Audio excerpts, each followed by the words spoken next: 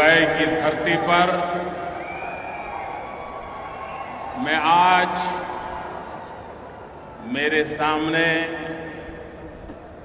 लघु भारत के दर्शन कर रहा हूं।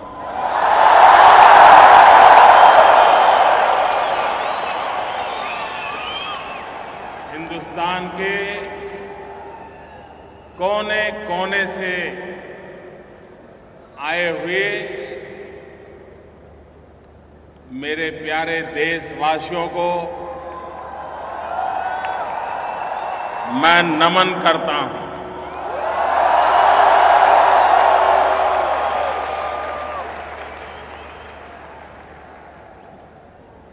आप वे लोग हैं जिन्होंने परिश्रम की पराकाष्ठा करके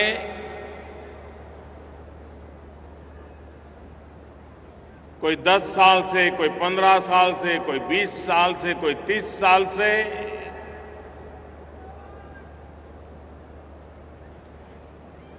रोजी रोटी कमा रहे हैं, लेकिन साथ साथ भारत के गौरव को भी बढ़ाने में कभी पीछे नहीं रहे।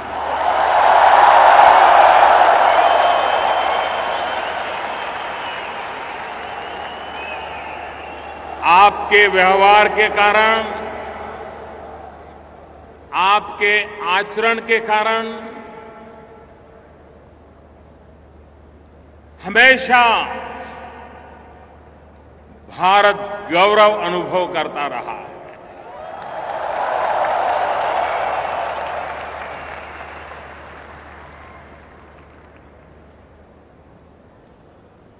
भारत में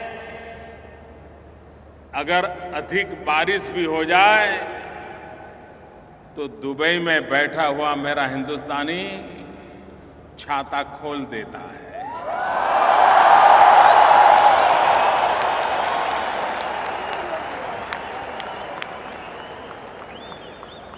भारत में अगर कहीं कोई प्राकृतिक आपदा आ जाए तो दुबई में बैठा हुआ मेरा देशवासी चैन से सो नहीं सकता है।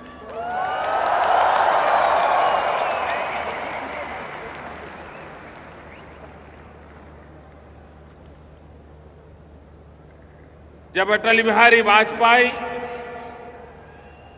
देश के प्रधानमंत्री थे, भारत ने न्यूक्लियर टेस्ट किया था।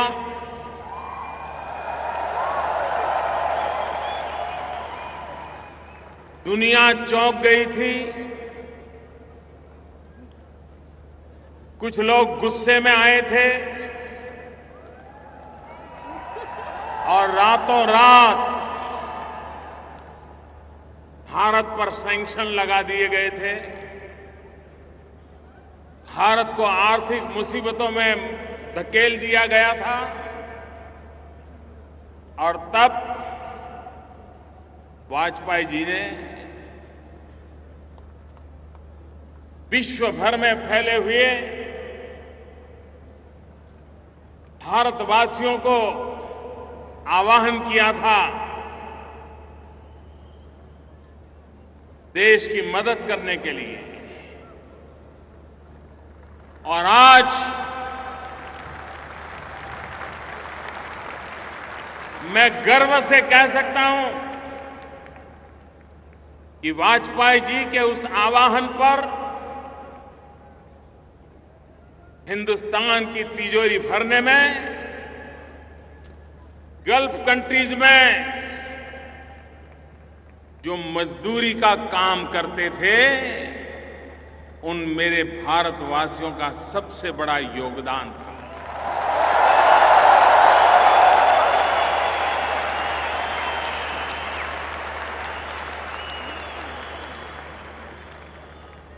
और इस अर्थ में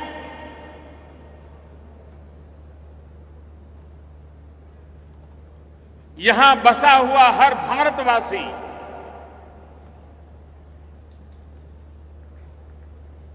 एक प्रकार से हिंदुस्तान के हर कोने से जुड़ा हुआ है। पिछली बार जब देश लोकसभा के चुनाव के लिए व्यस्त था, चुनाव नतीजे आ रहे थे, हिंदुस्तान ही नहीं पूरा दुबई नाच रहा था।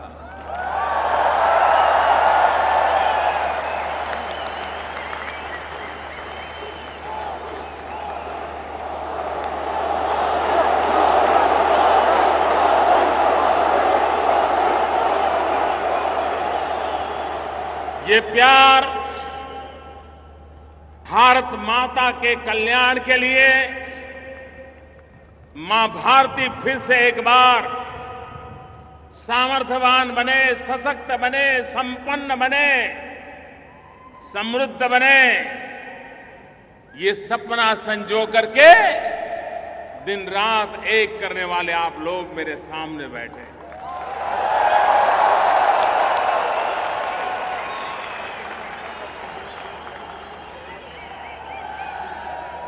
भाइयों बहनों, आज यहां तो हिंदुस्तान के हर कोने से आए हुए मेरे भाई बहन मेरे सामने हैं, और दुबई वो सिर्फ लघु भारत ही रहा ऐसा नहीं है। अब तो दुबई एक लघु विश्व भी बन गया है।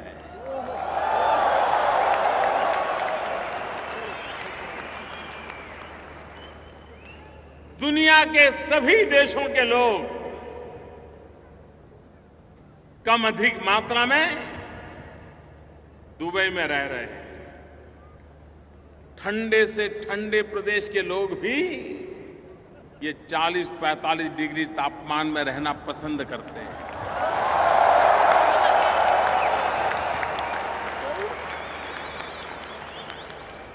क्या ताकत दिखाई होगी इस देश ने, क्या मैग्नेटिक पावर पैदा किया होगा विकास के माध्यम से कि पूरा विश्व यहां आकर्षित हो जाता है।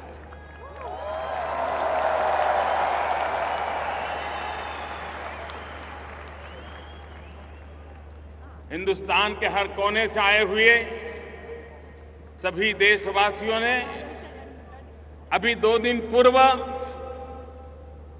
15 अगस्त भारत की आजादी का पर्व मनाया।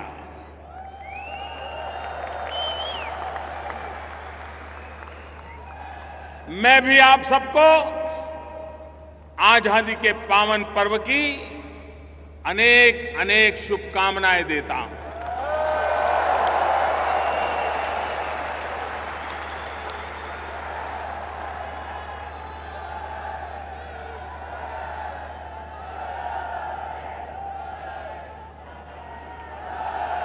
यहां केरल से आया हुआ भी समुदाय बहुत बड़ी मात्रा में है।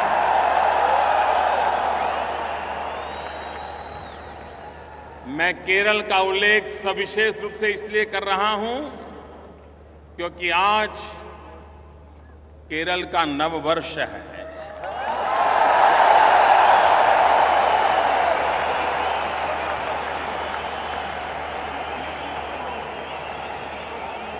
मलयाली,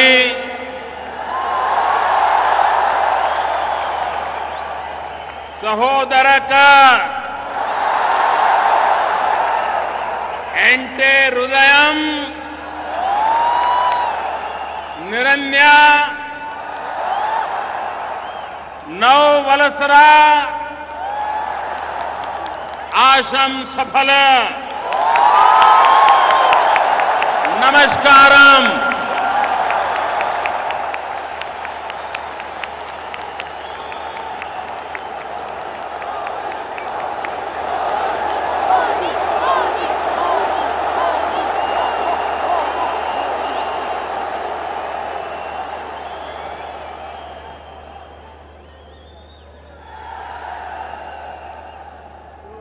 हर हफ्ते हिंदुस्तान से 700 से भी ज्यादा फ्लाइट यहां आती है। दुनिया में किसी एक देश के साथ इतनी बड़ी मात्रा में हवाई आवागमन अगर कहीं है तो इस इलाके से है।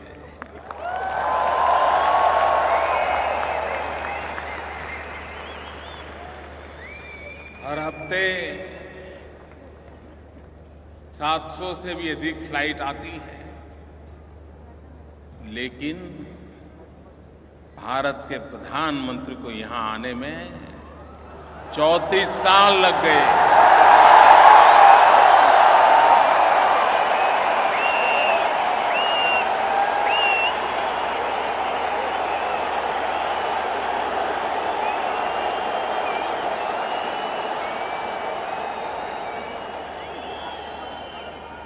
कभी कभी मुझे लगता है कि बहुत सारे ऐसे अच्छे अच्छे काम हैं जो पूर्व के लोग मेरे लिए बाकी छोड़ करके चले गए।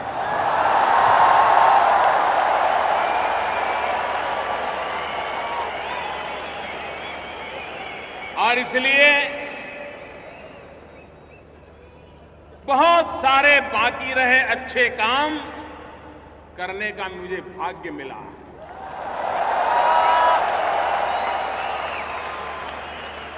और उस अच्छे कामों में से एक महत्वपूर्ण अच्छा काम मेरा अबू धाबी आना, मेरा दुबई आना।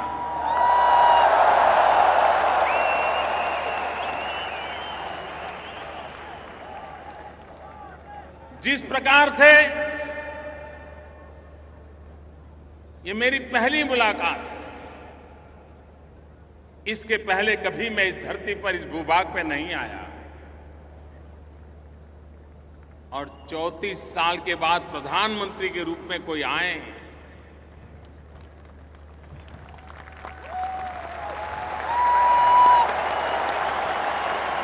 तो किसी को भी नाराजगी व्यक्त करने का हक बनता है। हक बनता है कि नहीं बनता है? बनता है कि नहीं बनता है? लेकिन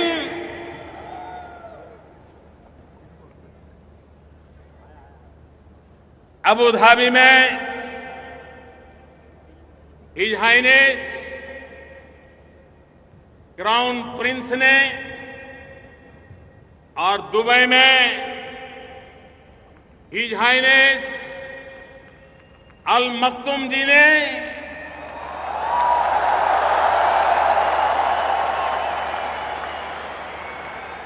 नाराजगी नहीं दिखाई।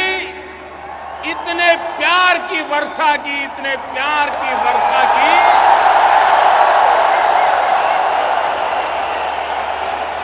मैं उनके इस प्यार को कभी भूल नहीं पाऊंगा।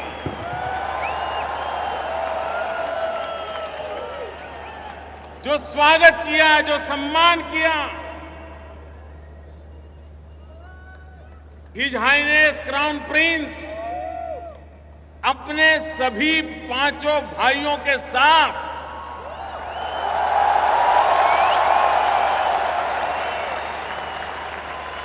एयरपोर्ट पर लेने के लिए आए।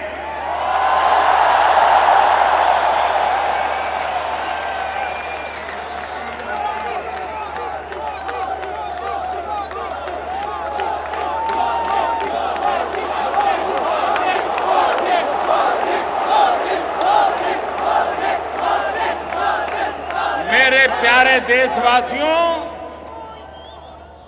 ये प्यार, ये सम्मान किसी व्यक्ति को नहीं है।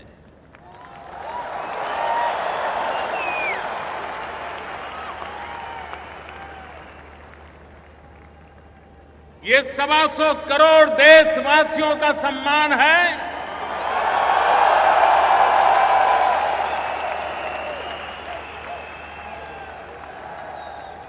भारत की बदली हुई तस्वीर का सम्मान है।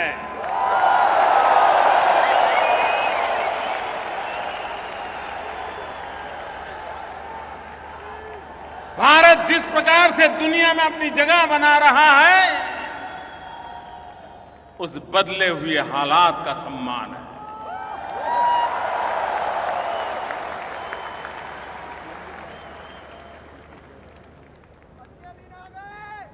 मैं हिज हाइनेस क्राउन प्रिंस का, अमीरात का, दुबई के रूलर्स का हृदयपूर्वक बहुत बहुत आभार व्यक्त करता हूं।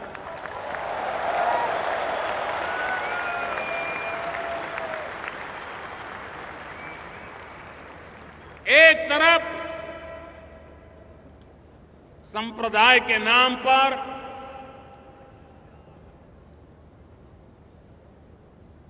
आतंकवाद के खेल खेले जाते हुए निर्दोषों को मौत के घाट उतार दिया जाता, पूर्णतया चिंता का माहौल हो, ऐसे समय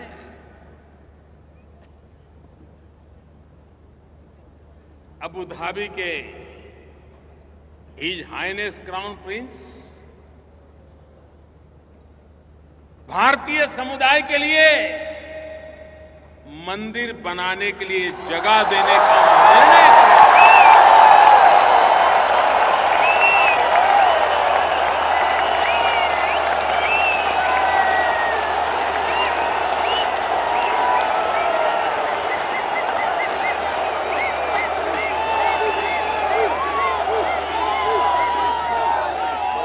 जो लोग अबू धाबी से परिचित हैं, उन्हें पता है ये निर्णय कितना बड़ा है, ये सौगात कितनी बड़ी है। आप मुझे बताइए, सभी देशवासियों ने उनका विशेष रूप से अभिनंदन करना चाहिए कि नहीं करना चाहिए? मैं आज सबसे आग्रह करता हूं, तालियों की गूंज से क्राउन प्रिंस का अभिनंदन कीजिए।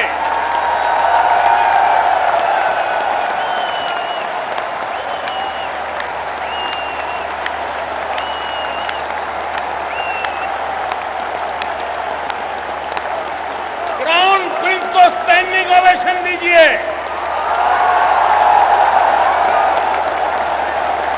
उनका अभिनंदन कीजिए।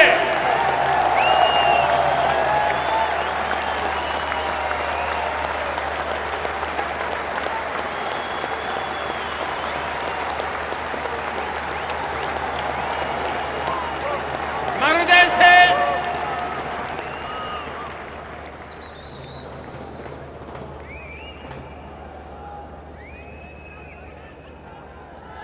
उनका अभिनंदन करता हूं।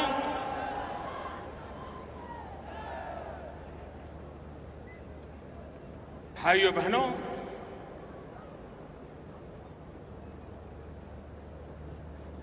दो दिन की मेरी यात्रा में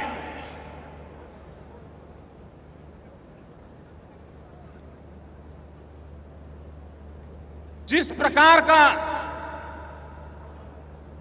विश्वास का माहौल बना, आखिरकार अंतर्राष्ट्रीय संबंधों का आधार आपकी भाषा क्या है, आप कितने आर्टिकुलेट हैं, आप डिप्लोमेटिक रिलेशन में कितने बढ़िया ढंग से मेलजोल करते हैं, उससे भी ज्यादा महत्व होता है एक दूसरे पर भरोसे का।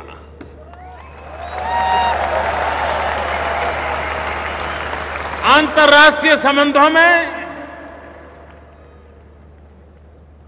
ये भरोसा, ये विश्वास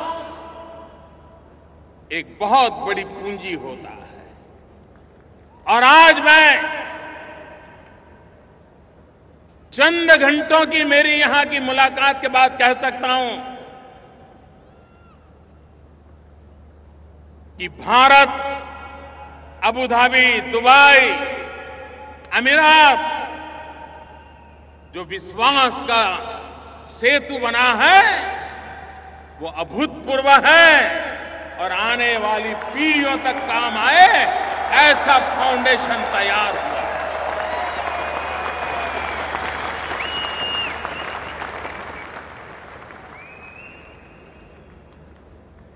आज मुझे खुशी हुई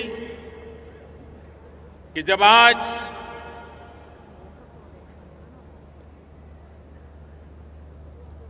भारत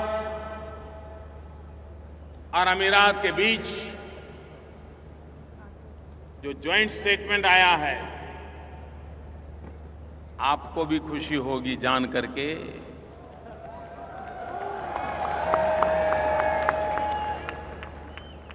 क्राउन प्रिंस ने हिंदुस्तान में 4.5 लाख करोड़ रुपया का निवेश करने का संकल्प दोहराया।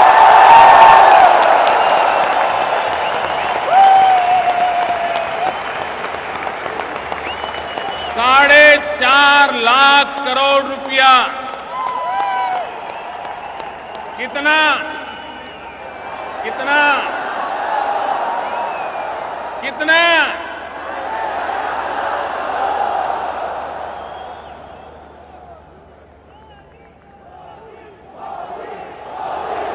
भाइयों बहनों,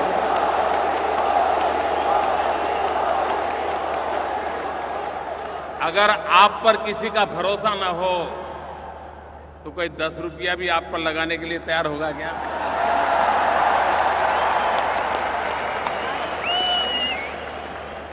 ये भारत की शाख बनी है।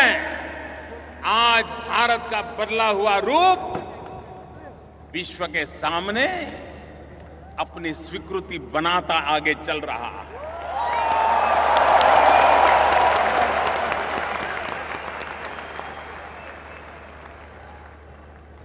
आज अमीरात और भारत की तरफ से आतंकवाद के खिलाफ 2 टूक शब्दों में, बिना लाग लपेट और किसी की परवाह किए बिना साफ साफ शब्दों में संकेत दे दिए गए।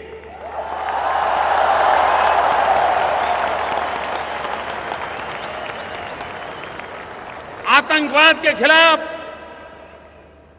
एकता का स्वर आज इस धरती से उठा है।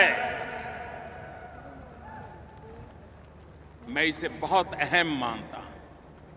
और इतना ही नहीं, समझने वाले समझ जाएंगे।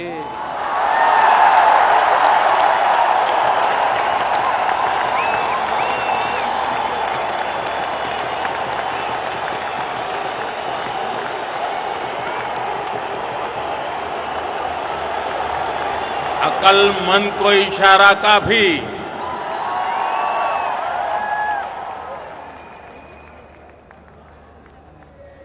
आतंकवाद में लिप्त लोगों को सजा होनी चाहिए, ये स्पष्ट शब्दों में संकेत यहां से निकला है।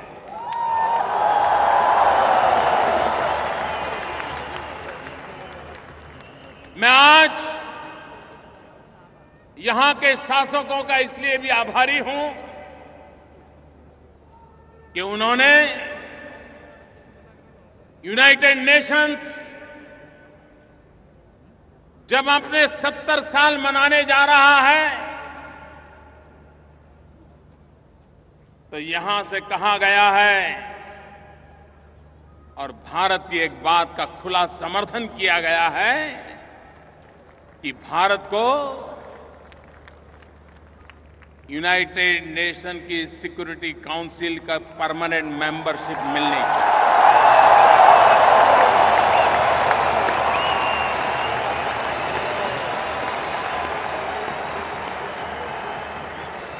मैं आभारी हूं उनका। इससे भी आगे एक बहुत बड़ी महत्वपूर्ण बात पर आज भारत की लंबे अरसे से एक पोजीशन है, उसका आज हिज हाइनेस क्राउन प्रिंस ने खुले आम समर्थन घोषित किया है। भाइयों बहनों, कई वर्षों से यूनाइटेड नेशंस में एक रिजोल्यूशन लटका पड़ा है। आपको भी बड़ी हैरानी होगी, और 2-5 साल से नहीं, कई वर्षों से लटका पड़ा है। क्या यूनाइटेड नेशन, जो कि प्रथम और द्वितीय विश्व युद्ध से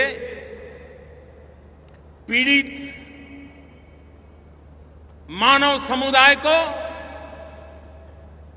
मरहम लगाने के लिए, आगे मानव जात को ऐसे संकट झेलने की नौबत न आए, इसके लिए प्रिकॉशन लेने के लिए, व्यवस्थाएं विकसित करने के लिए 70 साल पहले यूनाइटेड नेशंस का जन्म हुआ। लेकिन वह यूनाइटेड नेशंस आतंकवाद की अभी तक परिभाषा नहीं कर पाया है। आतंकवाद किसको कहे, आतंकवादी किसको कहे, आतंकवाद को समर्थन करने वाले कौन माने जाए, किस देश को आतंकवाद का समर्थक माना जाए, किस देश को आतंकवाद का समर्थक न माना जाए। और इसलिए comprehensive convention on international terrorism, इसका निर्णय करने का प्रस्ताव लंबे अरसे से यूनाइटेड नेशन में लंबित पड़ा हुआ है। भारत ने एक पोजीशन ली है सालों से कि ये प्रस्ताव पर चर्चा हो जाए, निर्णय होना चाहिए, लेकिन टाला जा रहा था। आज मुझे खुशी इस बात की है कि हिज हाइनेस क्राउन प्रिंस ने भारत की स्थिति का समर्थन किया है, भारत की पोजीशन का समर्थन किया है। और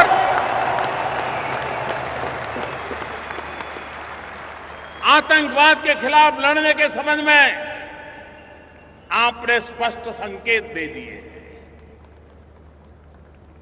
न सिर्फ 4.5 लाख करोड़ रुपए का पूंजी निवेश की बात नहीं है, ये एक निश्चित दिशा में कंधे से कंधा मिलाकर के चलने का एक प्रकार का संकेत इस जॉइंट स्टेटमेंट में।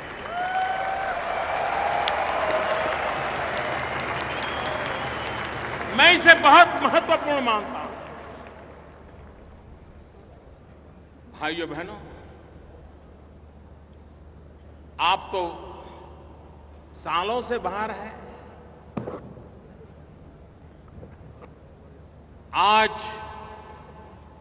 भारत का नाम सुनते ही आपके सामने खड़े हुए व्यक्ति की आंखों में चमक आती है कि नहीं आती है? आपका माथा गर्व से ऊंचा होता है कि नहीं होता है? आपका सीना तन जाता है कि नहीं तन जाता है? एक गर्व महसूस करते हैं कि नहीं करते हैं? भाइयों बहनों, आज दुनिया का हिंदुस्तान की तरफ देखने का नजरिया पूरी तरह बदल चुका है, और उसका एक कारण, क्या कारण है?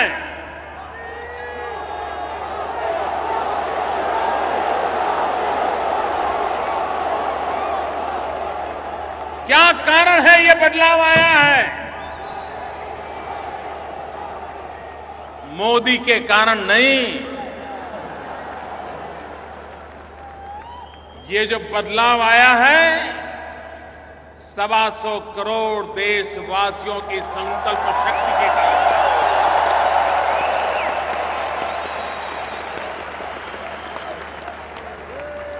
125 करोड़ देशवासियों ने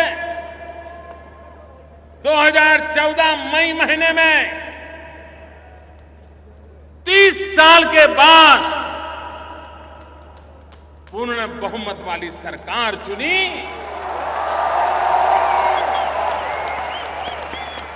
आज दुनिया का कोई भी महापुरुष,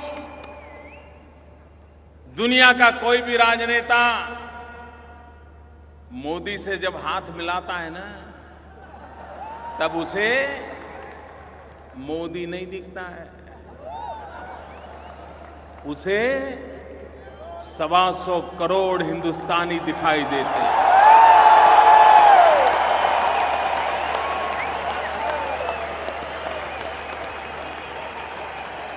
दुनिया की तेज गति से बढ़ रही इकोनॉमी दिखाई दे रही है। भाइयों बहनों, पिछले दिनों IMF हो, वर्ल्ड बैंक हो, मूडी हो, विश्व की जितनी भी आर्थिक पैमाने पर रेटिंग इंस्टीट्यूशंस हैं, सब किसी ने एक स्वर से कहा है कि आज दुनिया में बड़े देशों में सबसे तेज गति से अगर आर्थिक सुधार हो रहा है, तेज गति से ग्रोथ हो रहा है, तो उस देश का नाम है, उस देश का नाम है,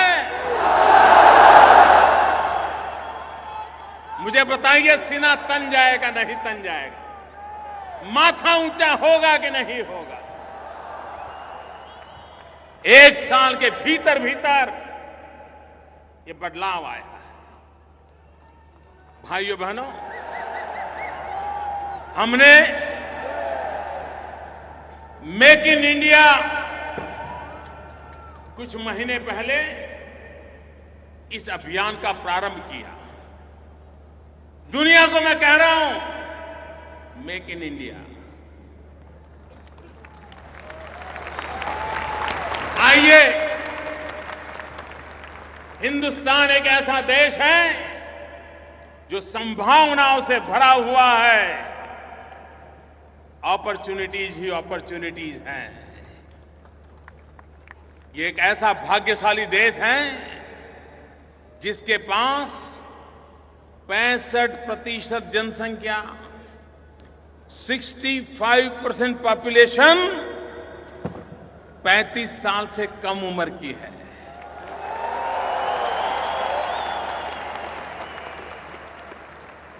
भारत एक नौजवान देश है। आज जहां जवानी लबालब भरी पड़ी है,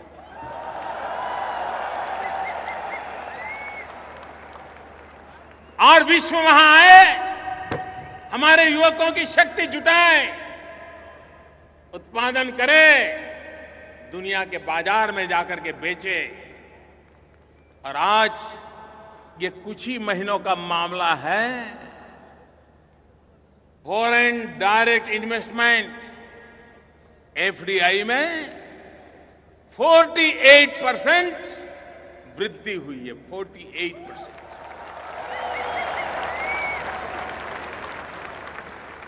भाइयों बहनों, विकास को नई ऊंचाइयों पर ले जाने के लिए ईज ऑफ डूइंग बिजनेस का माध्यम हो, देश की युवा शक्ति में स्किल डेवलपमेंट का अभियान हो, आधुनिक भारत के निर्माण के लिए, डिजिटल इंडिया का सपना साकार करने के लिए दिन रात पुरुषार्थ चलता हो तो विश्व का आना बहुत स्वाभाविक है मेरे भाइयों बहनों, बहुत स्वाभाविक है।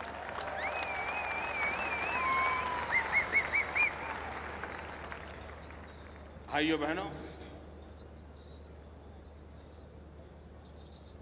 आज दुनिया जिस आतंकवाद के नाम सुनते ही कांप उठती है, एक नफरत पैदा होती है।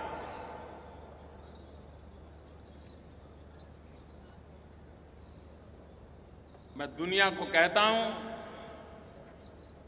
हम हिंदुस्तान के लोग 40 साल से ये आतंकवाद के शिकार हुए हैं।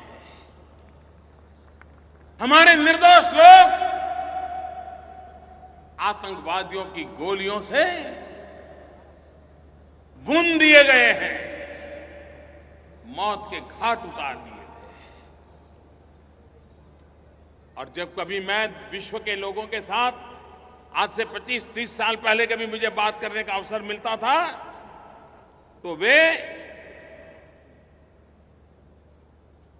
आतंकवाद समझने की उनकी क्षमता ही नहीं थी। कभी मैं आतंकवाद की बात करता था तो वो मुझे कहते थे कि ये तो आपका पुलिसिंग का प्रॉब्लम है, लॉ एंड ऑर्डर का प्रॉब्लम है। अब उनको समझ आ गया है कि आतंकवाद का कितना भयंकर रूप होता है। आतंकवाद को कोई सीमाएं नहीं होती हैं। वो पता नहीं कब किस सीमा पे जाके आ धमकेगा। आज अभी मैं यहां पहुंच रहा था, मैंने सुना बैंकॉक के अंदर आज एक बम धमाका हुआ, निर्दोष लोगों को मार दिया गया। भारत तो लगातार इन हरकतों को झेलता रहा और विश्व समुदाय जब तक आतंकवाद की मानसिकता वाले देशों को, आतंकवाद को, उसको समर्थन करने वालों को एक और मानवता में विश्वास करने वाले दूसरी ओर, मानवतावाद में विश्वास करने वाले दुनिया के देश एक होकर के आतंकवाद के खिलाफ लड़ने का वक्त आ चुका है।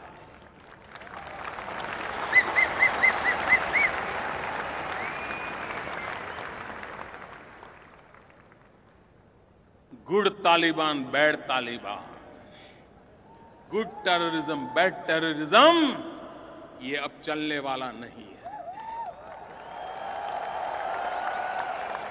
हर किसी को तय करना पड़ेगा कि फैसला करो कि आप आतंकवाद के साथ हो कि आप मानवता के साथ हो।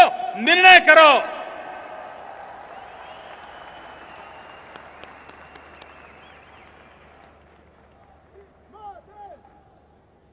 भारत को तो आज भी आए दिन इन नापाक हरकतों का शिकार होना पड़ता है।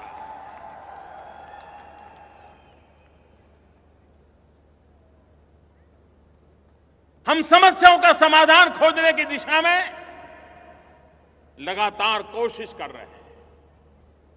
यहां बहुत कम लोगों को पता होगा कि भारत की आजादी के पहले से नागालैंड में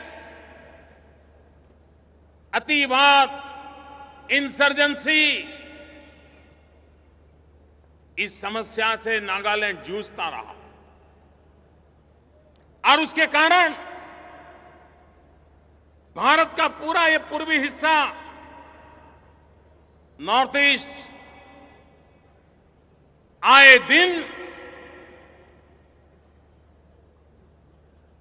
हिंसा का शिकार होता था और धीरे धीरे वो बीमारी इतनी फैलती गई कि अन्य राज्यों में भी अलग अलग नाम से अलग अलग अतिवादी, आतंकवादी गुट बनते चले गए। आजादी के भी पहले से चल रहा था। आज मैं बहुत संतोष के साथ मेरे देशवासियों आपको कहना चाहता हूं कि अभी 1 महीने पहले नागालैंड के इन गुटों के साथ जो कभी हिंसा में विश्वास करते थे, जो शस्त्रों को लेकर के गतिविधि चलाते थे, उनसे जो बातचीत चल रही थी वो सफलतापूर्वक आगे बढ़ी। निर्णय हुआ, मुख्य धारा में आने का निर्णय हुआ। 60-70 साल के बाद ये संभव हुआ है। मैं नागालैंड की घटना का जिक्र इसलिए करना चाहता हूं कि हिंसा के राह पर चले हुए भारत के नौजवानों को और विश्व के नौजवानों को मैं एक उदाहरण के रूप में कहना चाहता हूं, समस्या कितनी ही गंभीर क्यों न हो, आखिर तो बातचीत से ही रास्ता निकलता है। कोई 10 साल लड़ाई लड़ने के बाद बात करे, कोई 20 साल लड़ाई लड़ने के बाद करे, कोई 40 साल लड़ाई लड़ने के बाद बात करे, लेकिन आखिर में तो बात ही होती है और टेबल पर ही फैसले होते हैं। और इसलिए विश्व भर से इस गलत रास्ते पर चल पड़े लोग, बम बंदूक के भरोसे अपने सपनों को साकार करने का रास्ते पर चले हुए लोग, ये रास्ता कभी आपका भला नहीं करेगा, ये रास्ता कभी किसी और का भला नहीं करेगा, ये रास्ता कभी मानवता का भला नहीं करेगा, ये रास्ता इतिहास को बेदाग नहीं रहने देगा, ये पूरे इतिहास को कलंकित कर देगा, ये पूरे इतिहास को दागदार बना देगा।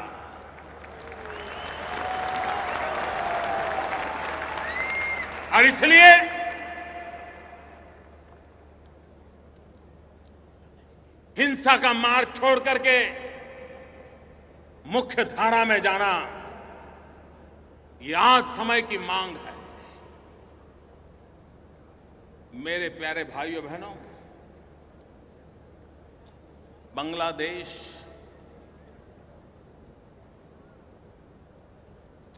उन्नीस 1947 में भारत का विभाजन हुआ, 1947। तब से पूर्व पाकिस्तान, पश्चिम पाकिस्तान थे उस समय। पूर्वी पाकिस्तान जो आज बांग्लादेश बना, भारत और उनके बीच सीमा का विवाद चल रहा था, तनाव का कारण बना हुआ था, आशंकाओं का कारण बना हुआ था। घुसपैठ के लिए एक सुविधाजनक स्थिति बनी हुई थी। आप सबके आशीर्वाद से हिंदुस्तान ने बीड़ा उठाया, सबने मिलकर के बीड़ा उठाया कि समस्या का समाधान करना है, बातचीत से करना है। मैं पिछले सितंबर में बांग्लादेश के राष्ट्रपति शेख हसीना जी से मिला था और मैंने उनको वादा किया था कि मुझ पे भरोसा कीजिए और मुझे थोड़ा समय दीजिए। उन्होंने कहा कि मेरे पास भरोसा रखने के सिवाय है भी क्या।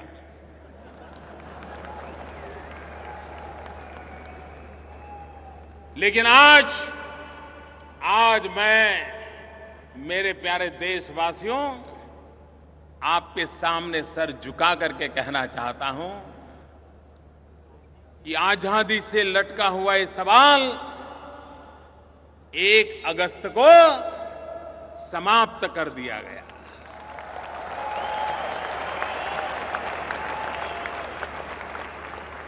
सीमा निर्धारित हो गई। जिनको बांग्लादेश जाना था बांग्लादेश चले गए, जिनको भारत आना था भारत आ गए।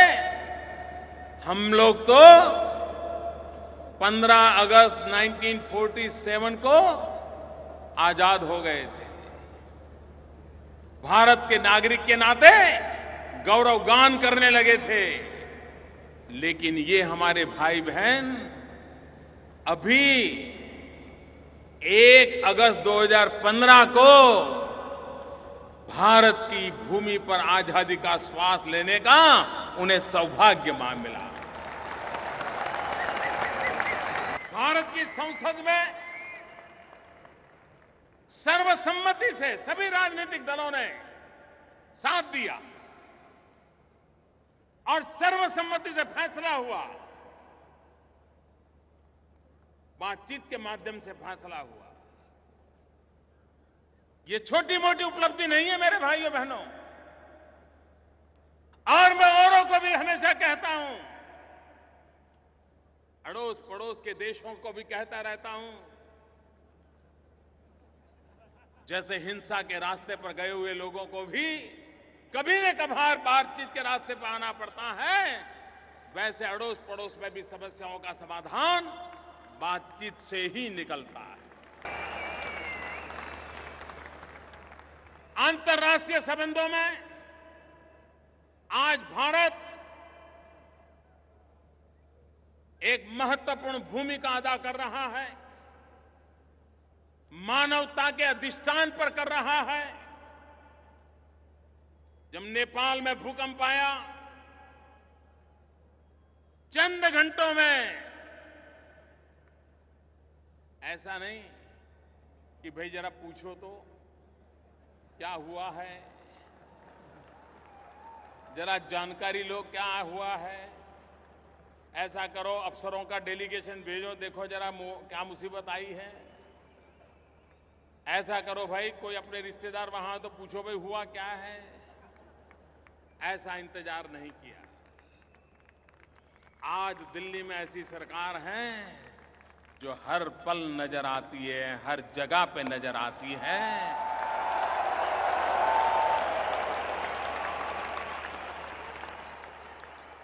और चंद घंटों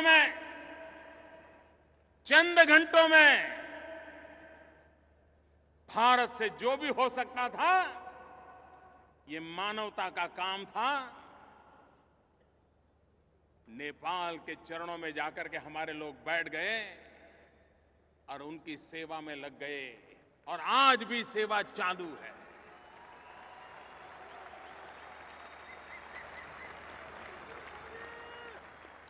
नेपाल हमारा पड़ोसी है, वो दुखी हो और हम सुखी हो, ये कभी संभव नहीं होता। उसके सुख में भी हमारा सुख समा हुआ है। श्रीलंका, आपको हैरानी होगी, जब मैं नेपाल गया प्रधानमंत्री बनने के बाद, नेपाल जाना है तो 70 मिनट नहीं लगती है। दिल्ली से नेपाल जाना हो 70 मिनट नहीं लगती है। लेकिन भारत के प्रधानमंत्री को नेपाल पहुंचने में 17 साल लग गए।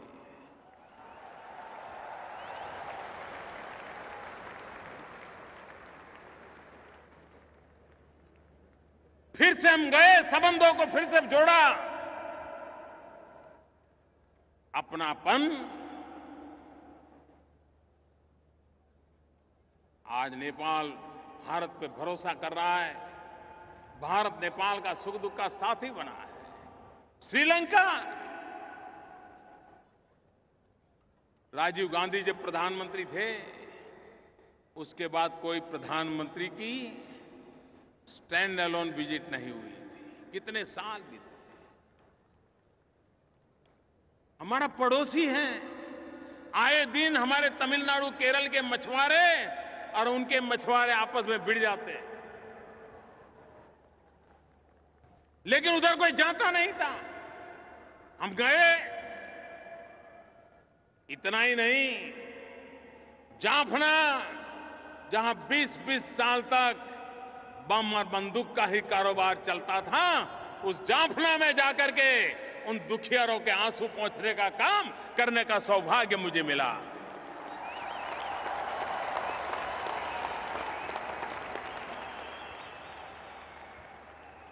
एक प्रधानमंत्री के रूप में जाफना जाने का सौभाग्य मुझे मिला। हमारे पड़ोस में मालदीव आइलैंड पर बसा हुआ देश टूरिज्म की दृष्टि से काफी आगे बढ़ा है। अचानक एक दिन उनके यहां पानी के सारे संयंत्र खराब हो गए। पूरे देश के पास पीने का पानी नहीं था। आप कल्पना कर सकते हो, कोई देश के पास पीने का पानी न हो, कितना बड़ा गहरा संकट आया। मालदीव से हमें मैसेज आया कि ऐसी मुसीबत आई है। एक पल का इंतजार नहीं किया भाइयों बहनों, हवाई जहाज से पीने का पानी पहुंचाया मालदीव में। दूसरे दिन स्टीमर से पानी पहुंचाना शुरू कर दिया, और जब तक उनके वो मशीन चालू नहीं हुई, पानी की व्यवस्था दोबारा पुनर्जीवित नहीं हुई, हमने मालदीव को प्यासा नहीं रहने दिया।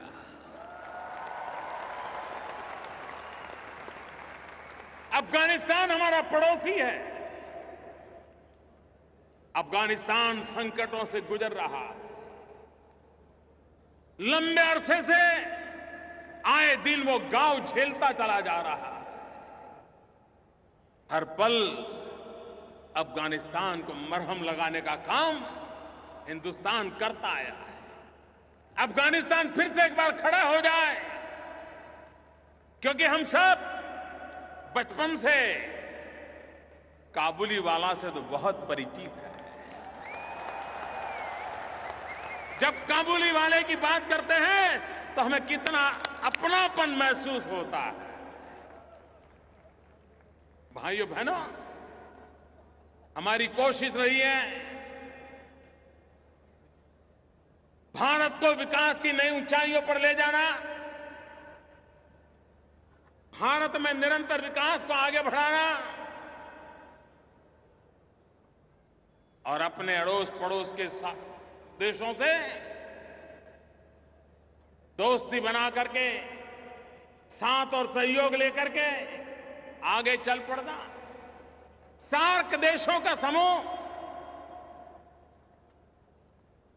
उसमें एक नया प्राण पुरने का प्रयास किया है, सफलतापूर्वक प्रयास किया है।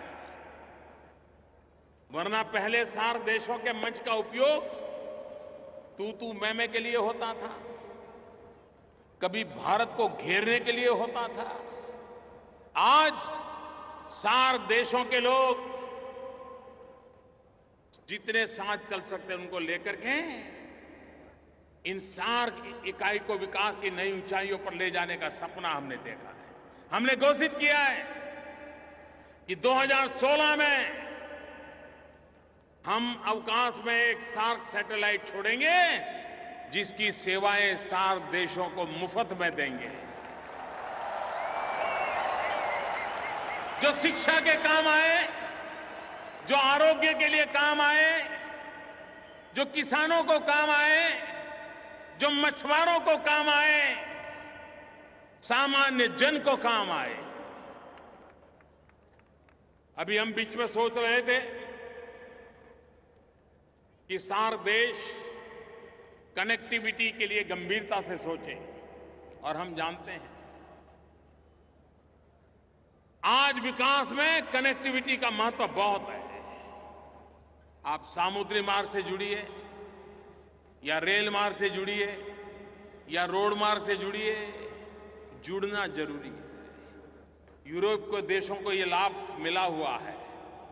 एक देश से दूसरे देश चले जाओ, पता तक नहीं चलता देश कब बदल गया। क्या ये सार्क देशों के बीच नहीं हो सकता है? हमने मिलकर के सामूहिक निर्णय करने का प्रयास किया नेपाल में, लेकिन आप जानते हैं कुछ लोगों को जरा तकलीफ होती है।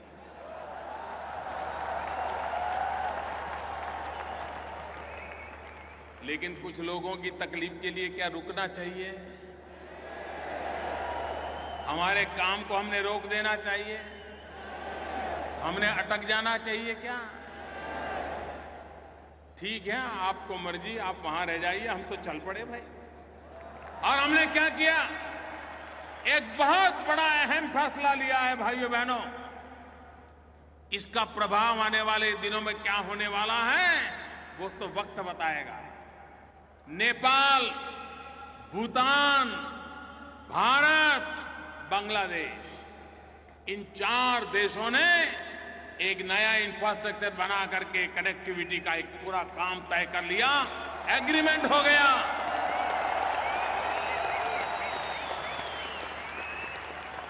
ये आगे चल करके नॉर्थ ईस्ट से जुड़ेगा, वहां से ये म्यांमार से जुड़ेगा, वो इंडोनेशिया, थाईलैंड, पूरब हिंदुस्तान, पूरब के विश्व की तरफ भारत को कनेक्टिविटी की एक ताकत देगा। एक नया भारत का बदला हुआ संबंधों का एक नया विश्व खड़ा हो जाएगा।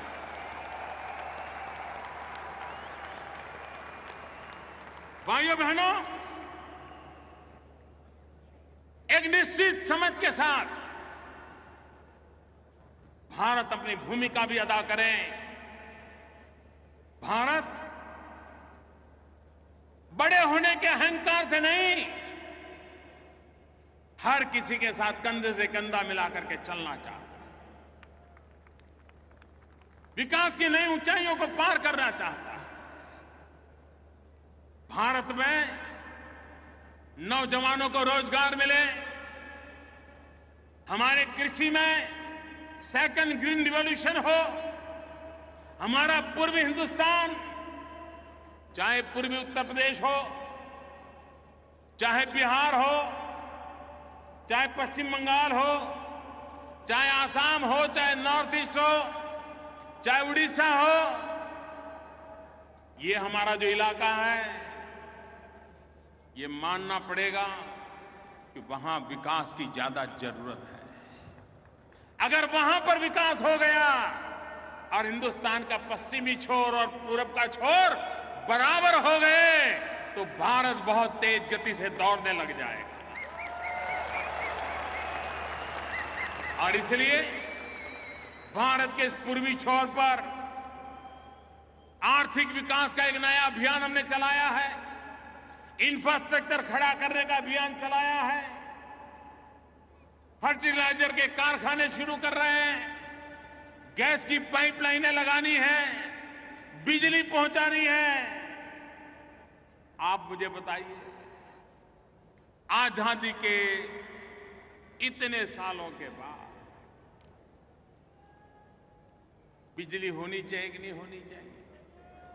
बिजली मिलनी चाहिए कि नहीं मिलनी चाहिए? क्या आज के युग में बिजली के बिना गुजारा संभव है? भाइयों बहनों, हमने सपना संजोया है। 5 साल के भीतर भीतर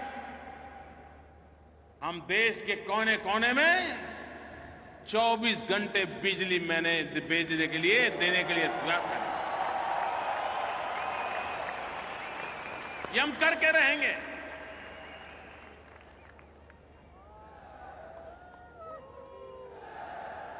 दुबई में रहने वाले मेरे प्यारे भाइयों बहनों,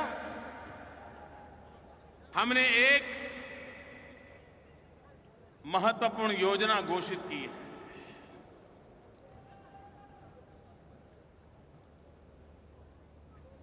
हमारे देश में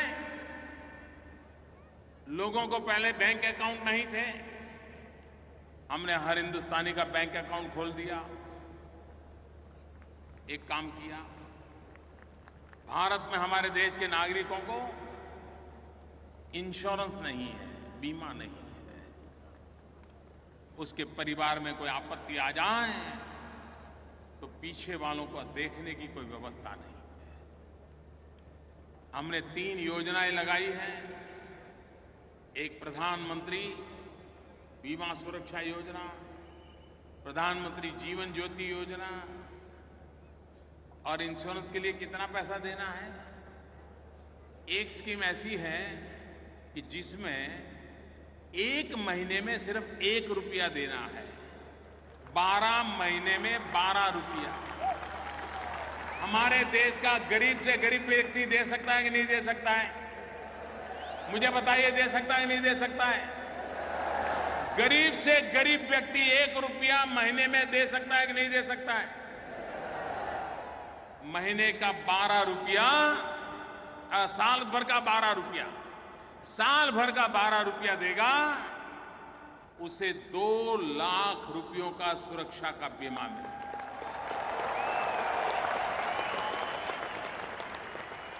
दूसरी योजना है जिसमें उसे और भी मददें मिलेगी, वो है 1 दिन का 90 पैसा, 1 रुपया भी नहीं, 1 दिन का 1 रुपया भी नहीं। आज तो चाय भी 1 रुपये में मिलती नहीं है। मैं जब चाय बेचता था तो 1 रुपया भी नहीं मिलता था।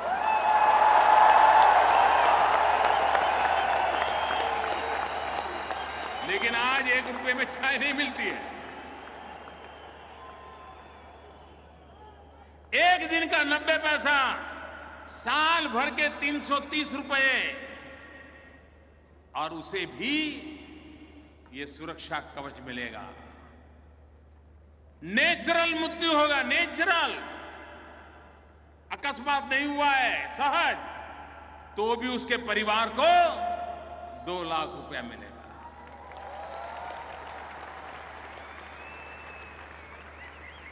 हमने लोगों से आग्रह किया है कि रक्षाबंधन के पर्व पर, हमारे देश की परंपरा है, हम अपनी बहनों को भेंट सौगात देते हैं, कोई न कोई गिफ्ट देते हैं।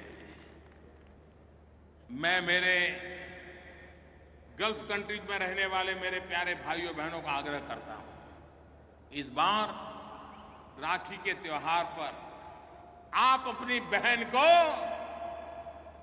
ये जीवन सुरक्षा योजना दे दीजिए। अगर आप 600 रुपया बैंक में फिक्स डिपॉजिट करा दोगे तो हर साल उसको 12 रुपये से ज्यादा इंटरेस्ट मिलेगा, कटता जाएगा, और आपकी बहन को 2 लाख रुपए का सुरक्षा का कवच मिल जाएगा।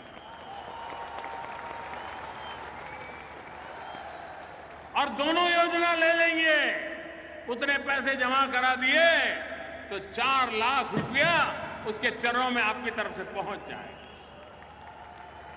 भाइयों बहनों, हमने समाज जीवन को एक सुरक्षित बनाना है, हमारी नई पीढ़ी को शिक्षित बनाना है, देश को आधुनिक बनाना है। और आज जब विश्व का भारत की तरफ आकर्षण बढ़ा है, उस परिस्थिति का हमने लाभ उठाना है और देश को विकास की नई ऊंचाइयों पर ले जाना है। मेरे प्यारे भाइयों बहनों, आपने मुझे जो सम्मान दिया, प्यार दिया, पूरा हिंदुस्तान आपको देख रहा हो।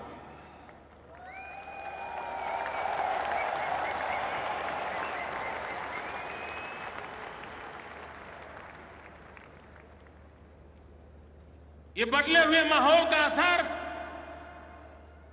हर भारतवासी के दिल पर भी होता है।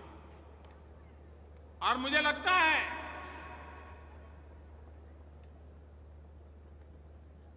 कि विश्व भर में जो हमारा भारतीय समुदाय पहुंचा है, उस भारतीय समुदाय को भी आज एक नई ऊर्जा, नई शक्ति मिली है। आज जब मैं अबू धाबी आया, दुबई आया, तो कुछ बातें मेरे ध्यान में आई हैं, उसके विषय में भी आज आपको मैं कह करके जाना चाहता हूं।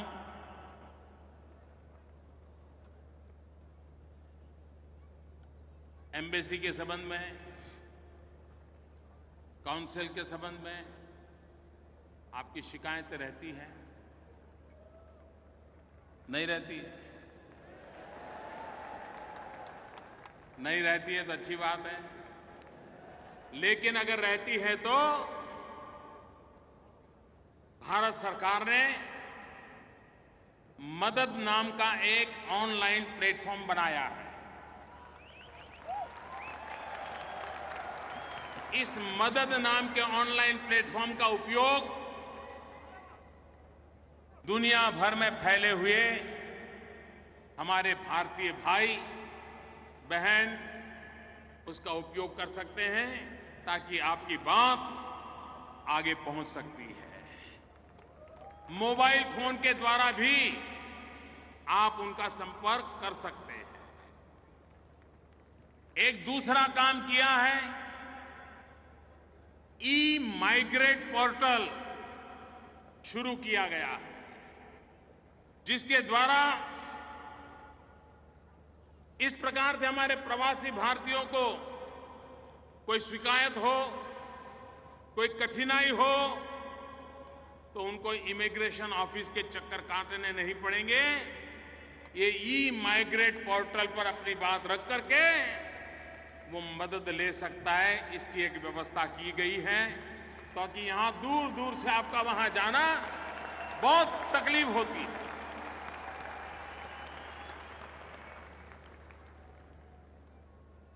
मुझे ये भी बताया गया कि कहीं कहीं पर ई माइग्रेट पोर्टल का उपयोग करने में नागरिकों को दिक्कत होती है। इसके लिए भी मैंने हमारी एम्बेसी को आदेश किया है कि वे ये जो टेक्निकल प्रॉब्लम है इसका 30 दिन के भीतर भीतर सॉल्यूशन दें। आज 17 अगस्त है, 17 सितंबर तक सॉल्यूशन दें, ऐसा मैंने उनसे कहा है। और मुझे विश्वास है कि हमारे एम्बेसी के भाई ये जो टेक्निकल प्रॉब्लम कहीं कहीं आता है उसका रास्ता निकालेंगे। एक और काम मैंने कहा है कि हां, भारतीय समुदाय ज्यादातर वर्कर्स हैं, उनके पास इतने पैसे नहीं कि एक जगह से दूसरी जगह पे वो भागते रहें, और इसलिए हमने कहा है कि हम समय समय पर जहां हमारे भारतीय भाई समुदाय रहते हैं वहां जाकर के काउंसलर कैंप लगाएं।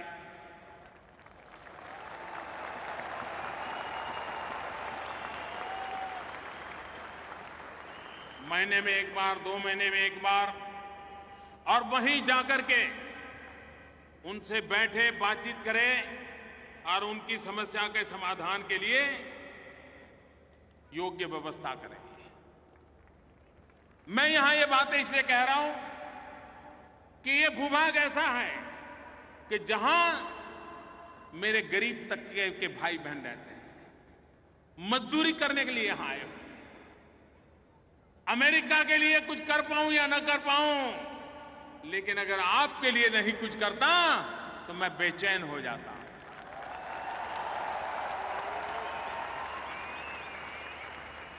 और इसलिए हमने एक और काम किया है।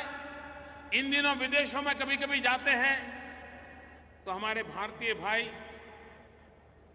कभी कभी संकट में आ जाते, अचानक बीमारी आ गई, कुछ हो गया, कभी कोई कानूनी पचड़े में फंस गए, बेचारे जेल चले गए, तो दुनिया के बाहर कौन उनको देखने वाला? परिवार तो है नहीं। और इन हमारे कभी कभी मुसीबत में कोई परिवार आ जाए तो उनकी मदद करने के लिए Indian community welfare fund ICWF स्थापित किया गया है। सब दूतावासों को ये वेलफेयर फंड दिया गया है, और इसलिए ऐसी मुसीबत में कोई फंस गया हो तो उनको कानून की मर्यादा में रह करके जो मदद हो सकती है, कोई अगर जेल में बंद हुआ है तो कम से कम उसको खाना पीना मिल जाए, मानवता की दृष्टि से कोई व्यवस्था हो जाए, इन सारे कामों के लिए एक फंड की हमने व्यवस्था की है। हमने ये भी निर्णय किया है इस फंड के द्वारा दूतावास, काउंसिल में काउंसिलर सुविधाएं और अच्छी कैसे बने, जो नागरिकों की भलाई के लिए हो, उनके लिए भी इसका उपयोग किया जाएगा। जिनको कानूनी सलाह की जरूरत पड़ेगी और अगर वो खुद इसको करने के लिए स्थिति नहीं है, कभी कभार तो 1000-2000 का दंड बेचारा नहीं भर पाता, उसके कारण जेलों में सड़ता रहता है। ऐसे लोगों को मदद करके, भारतीय नागरिक होने के नाते उनको मदद करना, इसके लिए वेलफेयर फंड का उपयोग हो, ताकि वो संकटों से बाहर आ सकें। ये भी हमने व्यवस्था करने के लिए कहा है। मैं जानता हूं यहां पर स्कूलों में एडमिशन में कितनी दिक्कत होती है, आपके बच्चों को स्कूलों में पढ़ाई की कितनी दिक्कत होती है। मैंने यहां के संबंधित लोगों से बात कही है और मैंने कहा है कि अधिक स्कूलें कैसे बने, इसकी चिंता मैंने की है। देखते हैं, मुझे विश्वास है कि आगे वाले दिनों में उसका भी लाभ आप लोगों को मिलेगा। मुझे विश्वास है मेरे भाइयों बहनों कि जो आपकी छोटी मोटी बातें मेरे ध्यान में आई थी, इसको पूरा करने का मैंने एक प्रयास किया है। मैं फिर एक बार आप सबको हृदय से बहुत बहुत शुभकामनाएं देता हूं और दुनिया में कहीं पर भी मेरा भारतवासी है तो हम पासपोर्ट का रंग नहीं देखते हैं।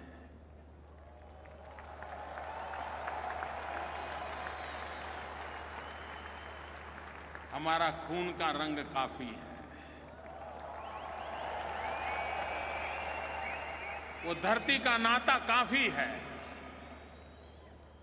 और इसलिए आइए मेरे साथियों, हम सब मिलकर के जहां भी हो, मां भारती का माथा ऊंचा करने के लिए, गौरव से जीवन जीने के लिए एक माहौल बनाने में शरीक हो। और आपका योगदान, आपकी शक्ति, सामर्थ्यवान, आपके परिवार को भी भला करने में काम आए, देश का भी भला करने के लिए काम आए। इसी शुभकामनाओं के साथ आप सबका बहुत बहुत धन्यवाद। मेरे साथ दोनों मुट्ठी बंद करके बोलिए, भारत माता की। दोनों मुट्ठी पूरी बंद करके पूरी ताकत से बोलिए। भारत के कोने कोने में आपके अपने गांव में आवाज पहुंचनी चाहिए, भारत माता की, भारत माता की, भारत माता की, भारत माता की। बहुत बहुत धन्यवाद।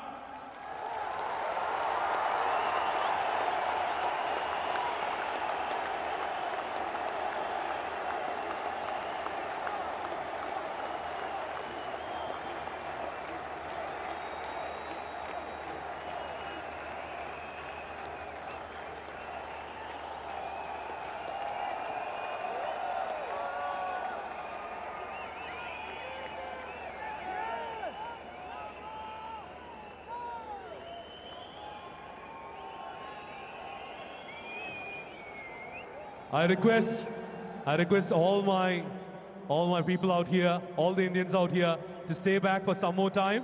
Please, if you can go back to your seats, because the gates are going to be closed for the next 20 minutes. It's security protocol. We have to close the gates for the next 20 minutes. आप सब जो यहाँ पर इस वक्त खड़े हो चुके हैं अपने स्थानों से, प्लीज बैठ जाइए, क्योंकि जो गेट्स हैं वो अगले 20 मिनटों तक बंद ही रहेंगे। इस वक्त कोई भी इस स्टेडियम से बाहर नहीं जा पाएगा। അതുകൊണ്ടാണ് പറയുന്നത് എല്ലാവരും കുറച്ചു നേരവും കൂടി I invite to stage our honorable Mananiya Prime Minister Mananiya Narendra Modi ji.